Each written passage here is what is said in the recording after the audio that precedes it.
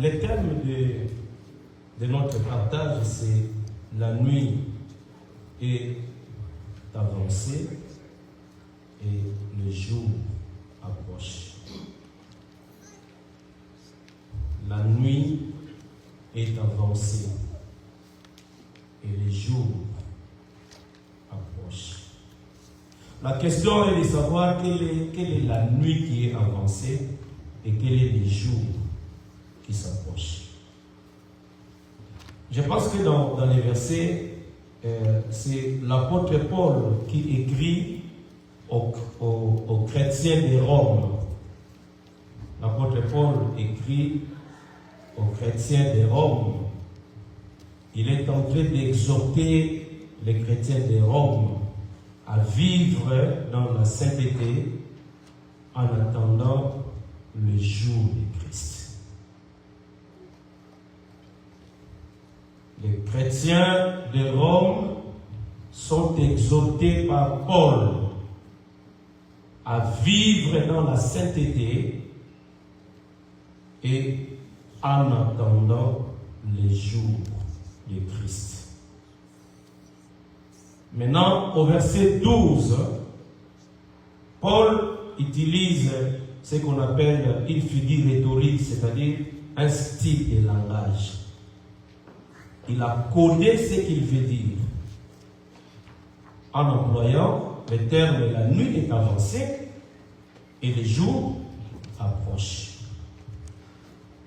Ça veut dire qu'on peut se poser des questions de savoir quelle est cette nuit qui est avancée et quel est le jour qui approche.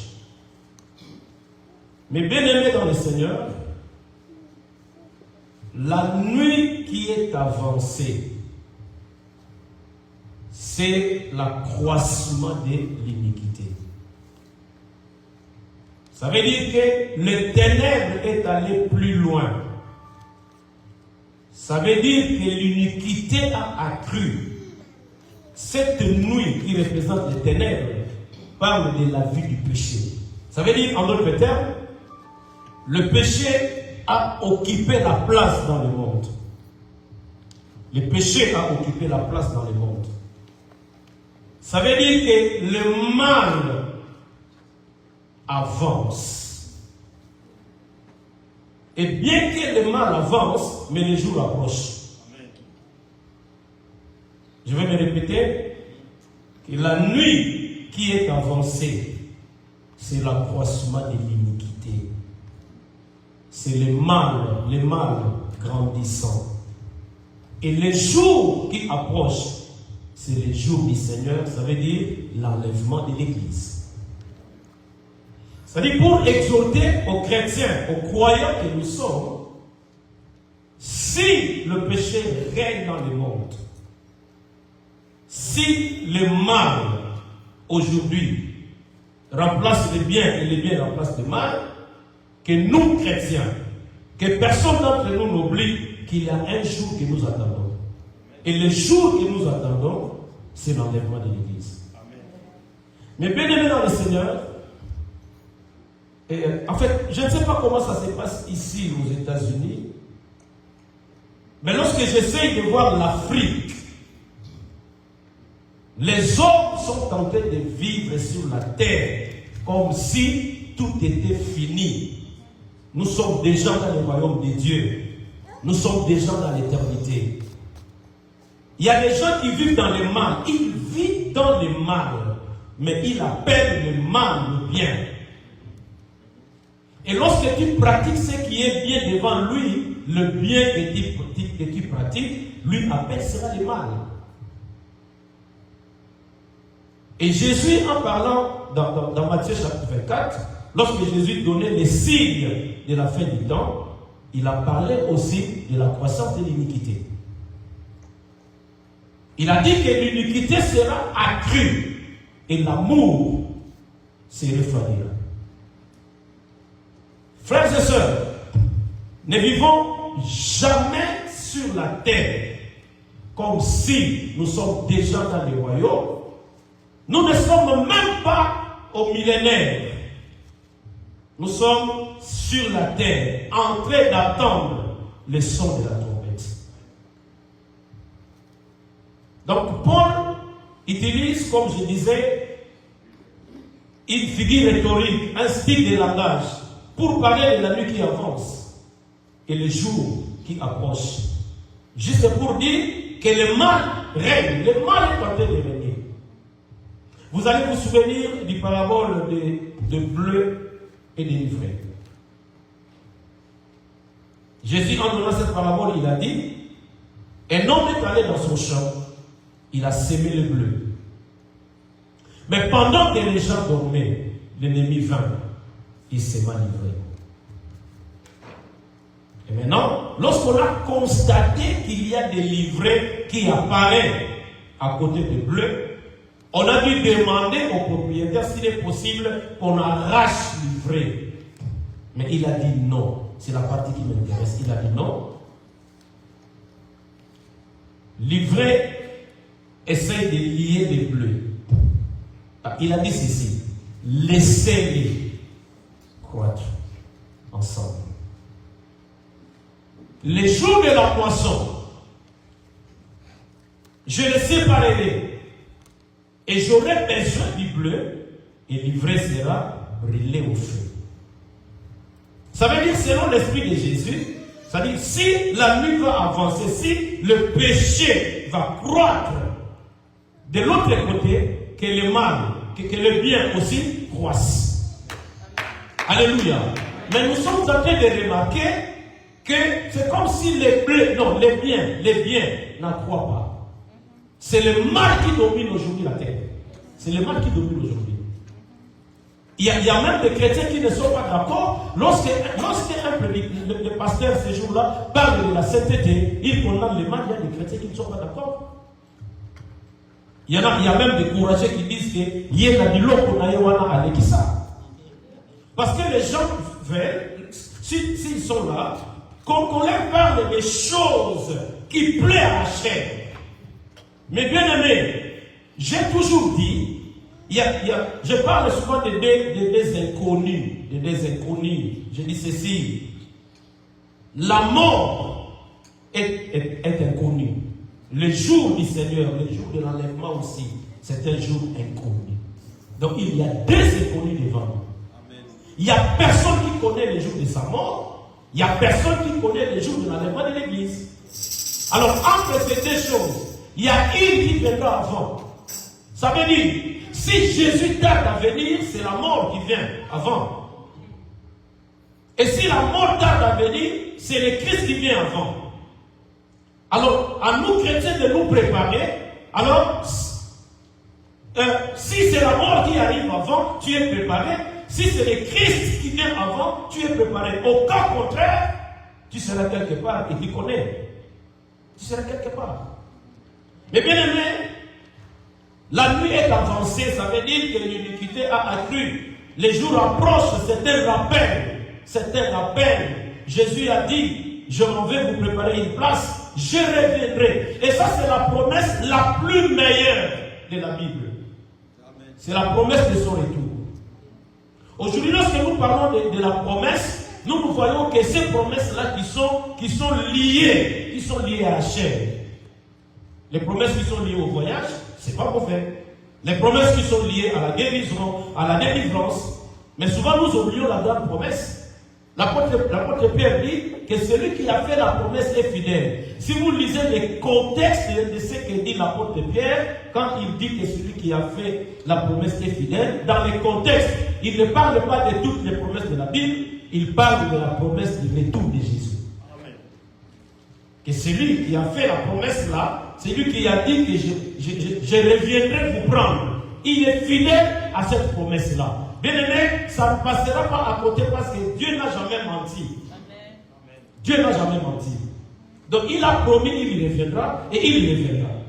Donc la nuit représente cette époque du péché, l'ignorance, l'éloignement de Dieu. C'est la nuit. L'éloignement de Dieu, l'ignorance. L'homme vit dans le mal, mais il appelle le mal bien.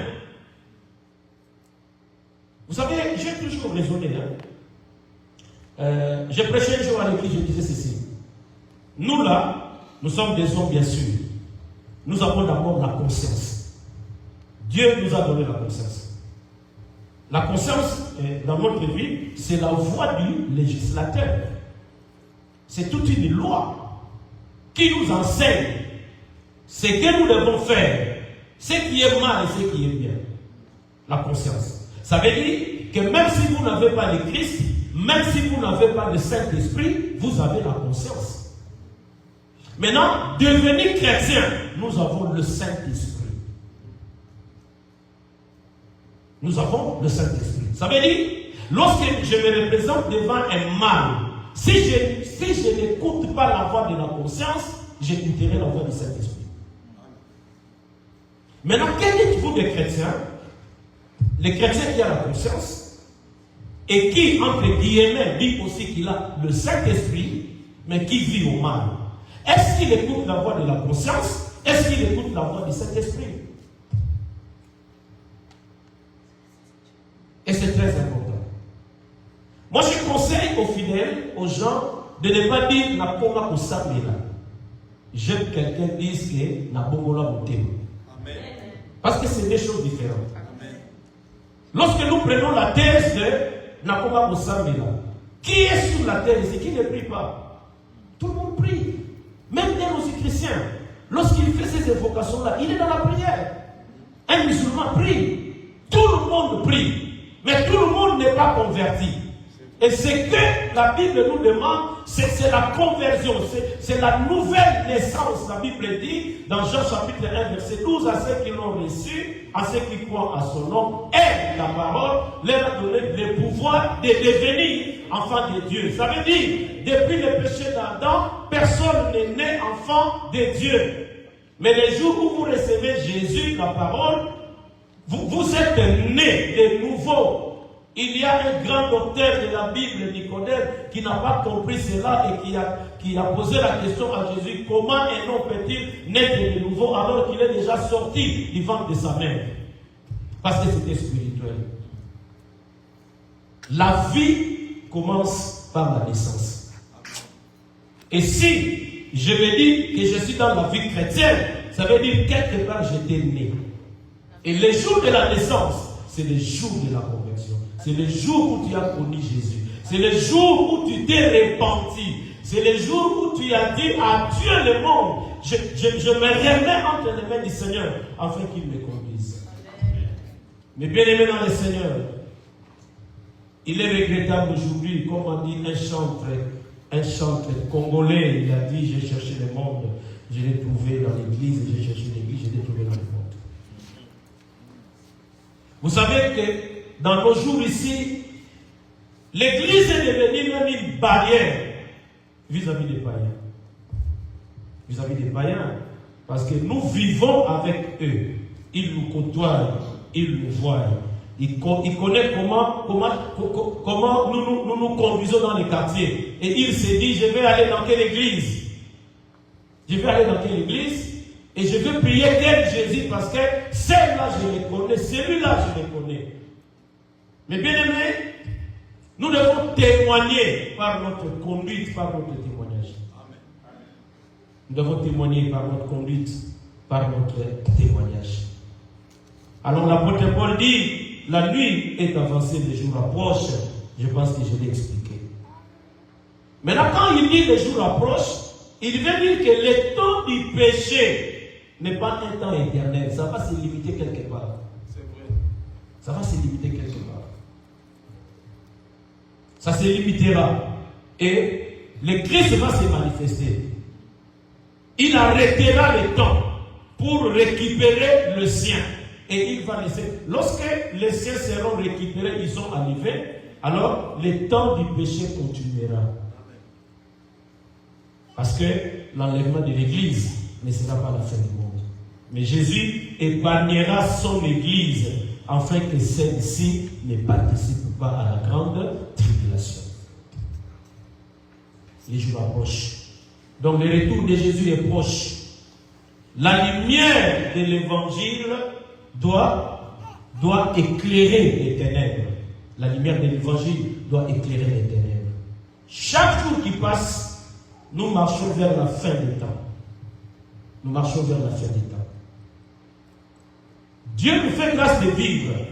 Il donne à chacun de nous le temps de réparer sa vie, le temps de se préparer. Bien aimé, c'est maintenant que tu vis que tu peux réparer avec le Seigneur. Amen. Parce qu'il n'y a pas le pardon pour ceux qui sont morts. Et s'il y a la meilleure des choses à faire, c'est réparer avec Jésus. Celui qui est mort pour tes péchés, c'est celui qui te pardonne aussi de tes péchés pendant que tu vis. Lorsque tu veux réparer tes péchés, tu es vivant. Je pense qu'il est mort pour tes péchés. Alors il est disposé, n'est-ce pas, à te pardonner tes péchés. La Bible dit, dépouillons-nous donc des œuvres des ténèbres et revêtons les armes de la lumière. Nous devons nous dépouiller de tous les œuvres des ténèbres. Et lorsqu'il parle des œuvres des ténèbres, il ne parle pas d'autre chose. Il parle du péché. Mais bien aimés dans le Seigneur, essayons de voir quelques éléments qui prouvent que la nuit est avancée. Quelques éléments qui prouvent qu'il y a que le péché règne, le péché bat son plein. Le diable cherche à conquérir, le diable est tenté de conquérir le monde. En fait, on ne parle pas de Jésus, mais nous parlerons toujours de lui. Pourquoi ne pas dire Amen? Parce que nous parlerons toujours de qui? De Jésus. Je vais énumérer quelques éléments qui prouvent que la nuit est avancée. Et toutefois, quand nous disons la nuit est avancée, c'est la croissance de l'iniquité. Le premier élément, je dis l'augmentation de la violence et des conflits. Regardez le monde actuel. C'est un monde plein de guerres, plein de conflits. Chez nous au Congo, vous connaissez l'histoire. Alléluia. En Europe ici, vous connaissez l'histoire. Et Jésus l'a promis lorsqu'il a dit, vous attendrez parler de guerre et de bruit de guerre. Nous les vivons. Nous les vivons déjà. C'est-à-dire aujourd'hui, il y a une augmentation de la violence et des conflits. Les gens sont en train de s'entretuer pour gagner la terre. Pour gagner la terre. Parce que toutes les guerres ne se tournent qu'autour de profit. Donc il y a croissance de l'iniquité. Et il y a l'injustice sociale et l'exploitation économique. L'injustice sociale, la corruption, l'inégalité. Les forts dominent les faibles. Alléluia. Alléluia. Lorsque vous lisez Amos chapitre 5 verset 1, 11, Amos chapitre 5 verset 11, la Bible dit, vous foulez les pauvres et vous lui prenez le bleu qu'il a. Ça veut dire, ce que les pauvres ont, les plus forts viennent. Avec force, ils les récupèrent. C'est l'exploitation. C'est comme si celui qui a droit à la vie, c'est les riches. Et les pauvres n'ont pas droit à la vie. Il faut lui ravir même le peu qu'il a. C'est la croissance de l'iniquité. Donc, l'homme n'a pas pitié de l'homme. L'homme n'a pas pitié de l'homme. Le plus fort, c'est celui qui veut vivre. Alors, parce que lui a besoin de la vie, alors, il peut tuer les faibles, il n'y a pas de problème. Il peut tuer les faibles. L'essentiel pour lui qu'il trouve son argent. L'essentiel pour lui, c'est qu'il gagne. Donc, il y a croissance. Il y a croissance de l'iniquité. Et troisièmement, je parlerai de déclin moral et la normalisation du mal. Le déclin moral et la normalisation du mal. Le mal est devenu normal. Le mal est devenu normal par comportement. Le mal est devenu normal par conduite. Il y a des choses, même au milieu des chrétiens, il y a des choses que nous condamnions autrefois, mais aujourd'hui, ce sont les choses qui soutiennent les chrétiens. Les choses qu'on condamnait autrefois. Je ne sais pas s'il y a aussi une nouvelle technologie dans la Bible, ça je ne sais pas. Ça vraiment, je ne sais pas expliquer ça. Mais au moins, il y a des gens qui sont en train de défendre que nous devons aussi faire évoluer la Bible. Non, la Bible est la parole de Dieu. Dieu n'est pas dans l'évolution. Dieu est Dieu. Sa parole reste ça, sa parole. Mais regardez comment le mal est normalisé aujourd'hui. Il est normalisé aujourd'hui. Il y a des gens aujourd'hui qui soutiennent les homosexuels. Et c'est public. Il y a un homme qui a dit, je tais le nom, qui a dit qu'il faut corriger, il faut modifier la Bible et adapter la Bible au siècle présent. Il y a un homme qui a dit ça. Encore un pasteur. Quand on a normalisé la Bible. Ça veut dire que le mal est normalisé. Mais bien aimé, nous en tant que chrétiens, nous devons condamner le mal. Parce que le mal, c'est les ténèbres. Jésus a dit, je pense dans Jean chapitre 8, verset 12, si je ne m'abuse pas, il a dit que celui qui croit en moi marchera dans la lumière. Nous devons marcher dans la lumière. Et la lumière représente les bonnes œuvres, tandis que les ténèbres représentent les œuvres mortes. Amen. Et nous devons faire la part des choses. Dans Ésaïe chapitre 5, verset 20. Ésaïe chapitre 5, verset 20. La Bible dit, malheur à ceux qui appellent le mal bien et qui appellent le bien mal. Ésaïe 5, verset 20.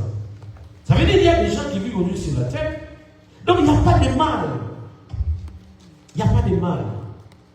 Or, le mal est partout. Le mal est dans le monde. Et le mal est universel. Le péché est universel. Parce que le péché d'Adam et Ève touche tous ceux qui sont nés de la femme, qu'ils soient blancs, qu'ils soient noirs, qu'ils soient violets. Il est touché par le péché d'Adam. Le mal est universel. Et c'est seulement le Christ qui est capable de nous purifier de ces péchés-là adamiques et de nous donner le pouvoir de vivre sur la terre, mais différemment des païens, différemment des païens. L'apôtre Paul dit, il dit les biens, je les connais. Les biens, je les connais. Je hais aussi le mal. Mais lorsque j'ai l'envie de faire le bien, je fais le mal. Alors il se dit, misérable que je suis, qui me délivrera de ce corps? Et il va dire, gloire soit à Jésus. Ça veut dire, c'est seulement Jésus qui peut libérer quelqu'un du péché. Au cas contraire, c'est zéro. Il n'y a aucun médicament qu'on peut donner. Il n'y a aucun médicament qui peut traiter le péché. Il n'y en a pas. Il n'y a aucun médicament. Il y a eu un voleur chez nous au Congo qui a fait plusieurs années dans la prison Makala.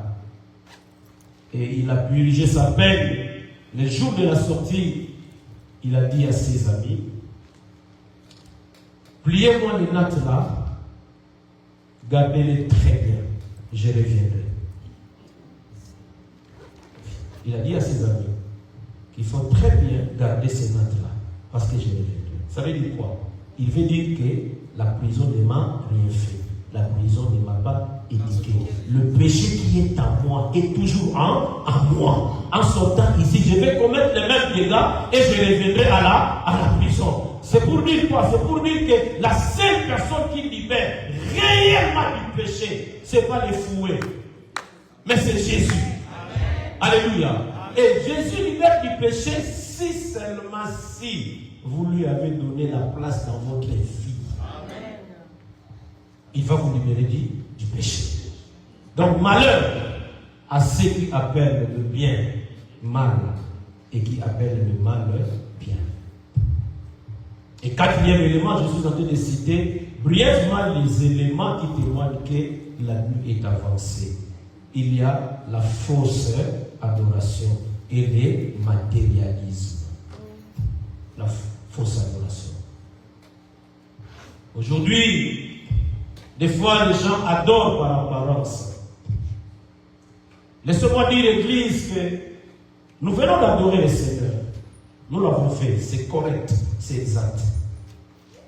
Mais je voudrais dire que l'adoration, avant d'être un cantique, l'adoration est d'abord un état, une attitude, l'attitude de mon cœur devant le Seigneur. Ça veut dire, si mon cœur n'est pas disposé pour le Seigneur, si j'ai un cœur purifié, si j'ai un cœur converti, même si je n'ai pas dit par la bouche je t'adore, je l'ai déjà adoré par mon attitude. Amen.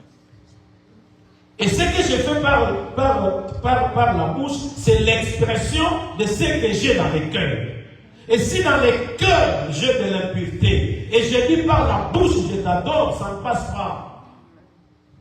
Quelqu'un peut soutenir la parole de Dieu en disant Amen? Amen. Oui, ça ne passera pas. Ça ne passera pas. Parce que quand nous louons, quand nous adorons, Dieu ne tient pas d'abord compte de ce qu'il voit sur le plan physique, mais Dieu regarde d'abord l'état, l'attitude de mon cœur.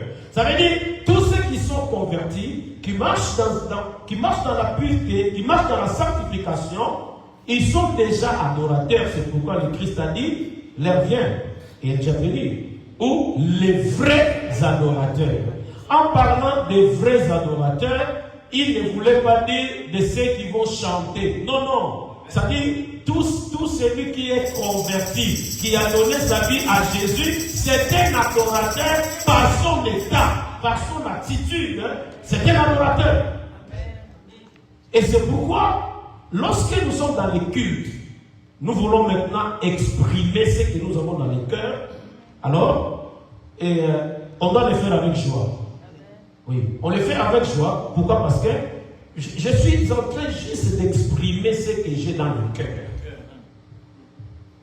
Et lorsque dans le cœur, c'est de l'impureté, c'est pourquoi des fois, adorer Dieu sur le plan physique, exprimer cette adoration physiquement, et ça devient comme lourd. Ça veut dire qu'on doit l'efforcer. Adore, adore, adore, adore. Parce que l'état à l'intérieur n'est pas normal.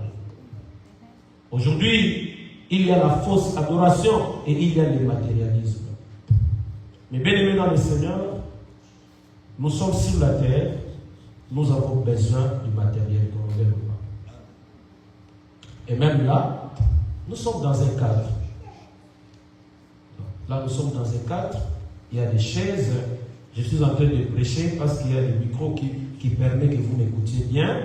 Et tout ça. Mais, lorsque le matériel remplace la place de Dieu, nous devons dire non. Alléluia. Nous devons dire non. Nous avons besoin du matériel, mais nous ne devons pas soutenir le matérialisme. Parce que dans cette doctrine appelée matérialisme, on n'a pas besoin de Dieu, on a besoin de ce qui est matériel. Lorsque j'ai le matériel, cela me suffit. Or, nous savons que je peux tout avoir, mais si je n'ai pas Jésus, je n'ai rien. Alléluia. Je n'ai rien.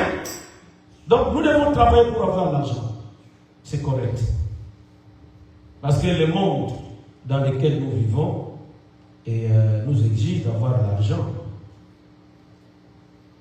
Mais qu'est-ce que Jésus a dit dans Matthieu 6, verset 24? Il a dit, vous ne pouvez servir Dieu et maman. Et maman, c'est la représentation du matérialisme. Je suis en train d'écrire un livre que j'ai intitulé « L'argent est un Dieu, mais pas un Dieu ». Donc, l'argent est un Dieu, donc avec les petits D, mais il n'est pas Dieu avec les grands D. Que chacun de nous fasse attention de ne pas tomber dans le matérialisme et dans la fausse adoration. Oh, quelqu'un adore Dieu. Vous le voyez joyeux lorsqu'il est tenté de l'adorer. Mais il a une vie contraire. à ce que nous devons faire. Nous adorons Dieu, mais hypocrite. On adore Dieu, mais dans les mensonges. On adore Dieu dans l'immoralité. On adore Dieu, mais dans le péché. C'est une fausse adoration. Parce que quand nous venons devant lui, nous sommes nus devant le Seigneur.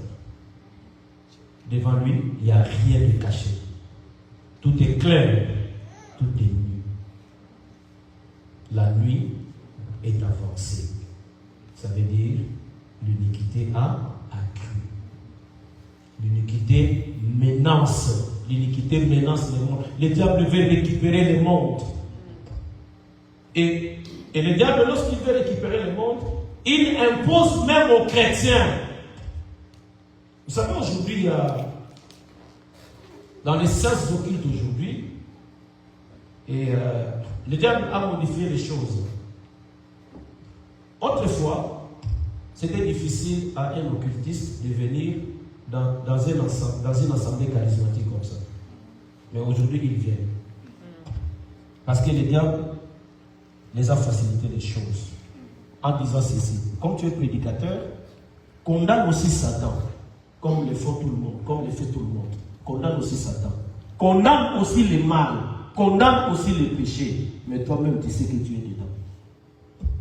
C'est pourquoi, aujourd'hui, c'est difficile de reconnaître. Difficile de reconnaître un vrai chrétien. Difficile. Parce qu'il y a des gens qui ont développé l'hypocrisie. Qui ont vraiment développé l'hypocrisie. Lorsqu'il vit sa vie pratique, en tout cas, vous qui l'entourez, vous dites que c'est un chrétien. Mais au moins, lorsqu'il est isolé, c'est là où il se respecte. C'est pourquoi la vie chrétienne, la crainte de Dieu, l'obéissance à la parole de Dieu, la sanctification s'identifie souvent lorsqu'on est isolé. Donc je suis seul. Parce qu'un hypocrite, lorsqu'il est avec les gens, il affiche une vie où il est acclamé, où il est admiré, où il est honoré. Mais lorsqu'il est seul, c'est là où il vit comme un animal. Mais bien aimé dans le Seigneur, la nuit est avancée, le jour approche. Et l'apôtre Paul dit, marchons honnêtement comme en plein jour. Qu'est-ce qu'il veut dire? Marchons honnêtement comme en plein jour. Ça veut dire, le jour c'est la lumière. Ça veut dire que nous devons marcher dans la crainte de Dieu. Nous devons marcher dans une vie de sainteté. Nous devons marcher dans la pureté. Et nous devons être honnêtes. Loin des excès et des livonneries. Et de la luxure, de l'impudicité, des querelles et des jalousies. Au milieu des chrétiens aujourd'hui, la jalousie est effacée. La jalousie n'est pas vraiment un péché aujourd'hui parmi les chrétiens. Parce que vous verrez un prédicateur de l'évangile, un modérateur, un chant pour tous avec. En fait, quand vous les côtoyez, vous sentez qu'il développe une jalousie à propos d'eux. Mais c'est un chrétien. C'est comme si la jalousie n'est pas un péché.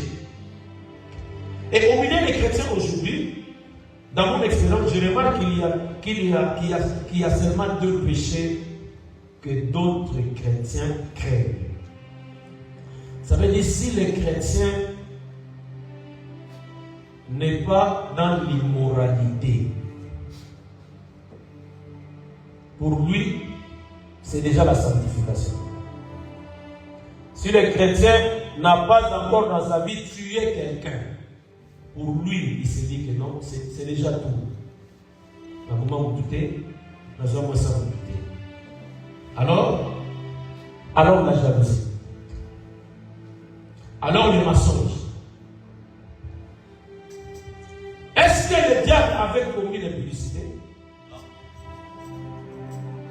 Quel est la Bible au sujet du diable dans Matthieu chapitre 25, 44? nommé père des mensonges. C'est comme cela que le Christ l'a défini. Il a dit il est le père du mensonge. C'est par le mensonge que le diable a perdu sa place dans le royaume. Mais il y a des chrétiens aujourd'hui, le fait qu'il n'est pas dans l'immoralité, il n'est pas dans l'adultère, il n'est pas dans l'impudicité, il se dit sanctifié. Non. Donc, la Bible tout entière va être mise en pratique. Qui peut me soutenir en disant Amen? Nous devons vivre par la grâce de Dieu, bien sûr. Par la grâce de Dieu. Nous devons nous efforcer à vivre la totalité de l'obéissance à la parole de Dieu. Amen. S'il arrive, parce que ça peut arriver, nous sommes humains. J'ai commis une erreur. Ce qu'on appelle erreur, dans la vie chrétienne, on appelle péché. Alors qu'est-ce que je ferai? Je vais arranger avec Dieu. Je vais arranger avec Dieu. Parce que la Bible dit que celui qui cache ses transgressions ne prospère point. Mais celui qui les avoue et les délaisse obtient miséricorde. Lorsque je commets une erreur, ce qu'on appelle dans la spiritualité le péché, je dois réparer avec le Seigneur. Je voudrais terminer en disant, ne vivez jamais une vie chrétienne où vous commettez des erreurs, le péché, vous ne réparez pas. Et ça fait une année, ça fait 2 ans, ça fait 3 ans. Vous pensez peut-être que le Seigneur a pardonné. Non. Normalement, un péché non confessé n'est pas pardonné. C'est comme quelqu'un qui est tombé, mais qui ne sait pas casser les pieds, qui doit faire un effort de faire quoi? De se relever pour continuer la marche. Mais si vous tombez dans un péché, vous restez là. C'est ce que Dieu condamne. Ce soir, je ne suis pas venu condamner quelqu'un. Je suis venu rappeler aux chrétiens que nous sommes que la nuit est avancée, les jours approchent. Les jours approchent, c'est le retour du Seigneur. Et s'il arrive que tu as péché, tu repars devant le Seigneur. La Bible dit, si nous confessons nos péchés, il est juste et fidèle pour nous les pardonner et nous purifier contre toute iniquité. Que Dieu bénisse sa parole. Amen.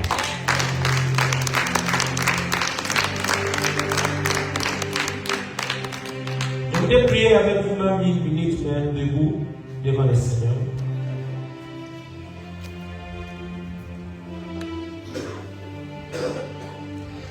Nos mains à moitié levées, je voudrais que chacun de nous demande la faveur devant le Seigneur. Que tu dises à Dieu, je ne peux rien sans toi. Je ne peux rien sans toi.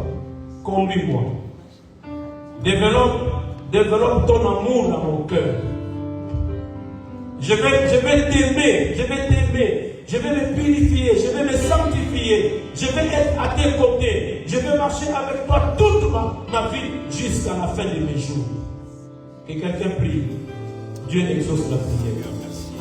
Alléluia. Oh Dieu. Oh Dieu, merci. Merci pour ta parole. Ta parole est la vérité. Tu es le Dieu des dieux. Tu es le roi des rois. Tu es le Seigneur des seigneurs. Seigneur, viens à notre secours. Nous voulons te craindre. Nous voulons nous purifier. Nous voulons nous sanctifier, Seigneur. Aide-nous à lutter avec les œuvres de la chair. Aide-nous, Seigneur, à lutter avec les œuvres de la chair. Seigneur, aide-nous à t'aimer, Seigneur. Nous voulons t'aimer. Parce que les jours approchent. Les jours de ta venue. Les jours de l'enlèvement. Oh Dieu, nous ne voulons pas, Seigneur, rester, Seigneur, après que chacun de nous a passé le temps de te servir. Fais-nous grâce, Seigneur. Fais grâce. Et je prie pour ton peuple, je remets ton peuple entre tes saintes mains, Seigneur. Que cette courte parole que nous avons écoutée ce soir pénètre les cœurs et que cette même parole produise les fruits dignes de la repentance. Et s'il arrive que quelqu'un a péché, tu es le Dieu qui pardonne, tu es le Dieu qui purifie, Seigneur. N'invite à personne ses fautes. Mais Seigneur, pardonne, purifie, sanctifie. Pour que ce jour-là, ce jour de l'enlèvement, nous voulons partir